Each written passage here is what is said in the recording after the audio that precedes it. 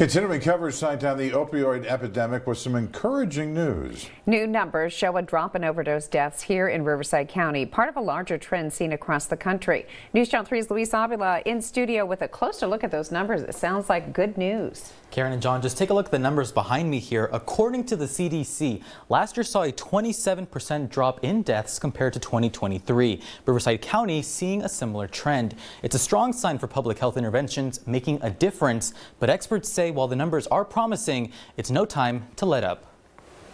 The numbers are in.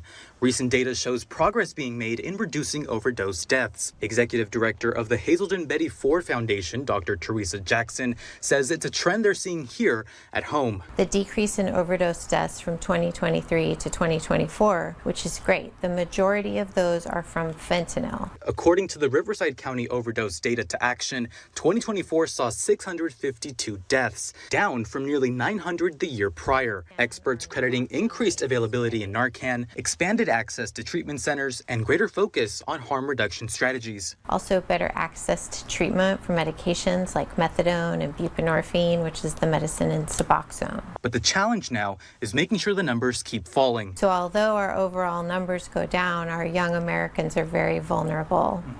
And that trend applies here in the Coachella Valley. A big talk right now is also a lot of these funding cuts that are up in the air and just being discussed. Do you see that possibly impacting progress made in this? Nationally, the American Society of Addiction Medicine is really lobbying against Medicaid cuts specifically for substance use disorders and mental health conditions.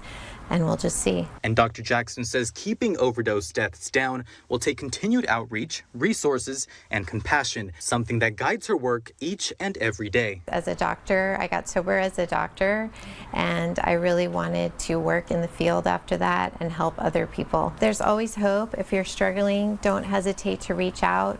The initial phone call is always the hardest, but there's always somebody there on the other end.